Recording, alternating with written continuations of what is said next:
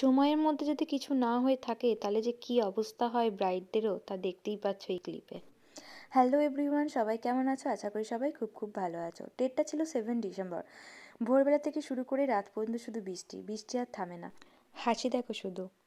আর এদিকে আমাদের ট্রলিটাকে তো মাথায় করে নিয়ে যাচ্ছে, কেন এত কাদার মধ্যে ওটাকে নিয়ে যাওয়া যাচ্ছে না। আর রান্নাঘরের মধ্যেই ওকে আমি নিয়ে বসে। কেমন লুক দিতে চাস?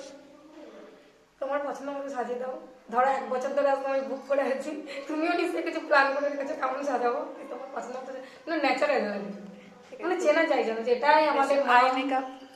আচ্ছা, আই মেকআপ তোমার পছন্দ মতো করে দিও, একটু হালকার মধ্যে, লাইটের মধ্যে, লাইটের মধ্যে ঠিক আছে।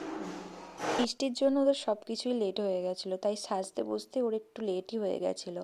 কিন্তু আমাকে তো টাইমে করে দিতেই হবে, কারণ 7টার মধ্যে ওকে কমপ্লিট করতেই হবে। তাই একটু তাড়াহুড়োর মধ্যেই আমাকে কাজটা করতে হয়েছিল, আর ওর মনের মতনভাবেই করার চেষ্টাও করেছিলাম। তো তোমাদের কেমন লাগলো তোমরা কিন্তু অবশ্যই জানিও, আর ব্রাইডের কাছেও শুনে নিই ব্রাইডের কেমন লাগলো। হাই, আমি মাম্পি, আমার বাড়ি বলবো না। আমি আর 1 বছর ধরে মামদিকে বুক করে রেখেছি আজকের দিনের জন্য। যাই হোক, খুব ভালো লেগেছে মামদির কাছে সেজে। Thank you. তুই যেরকম চেয়েছিস সেরকম ঠিকঠাক আছে হ্যাঁ তো? ঠিক আছে।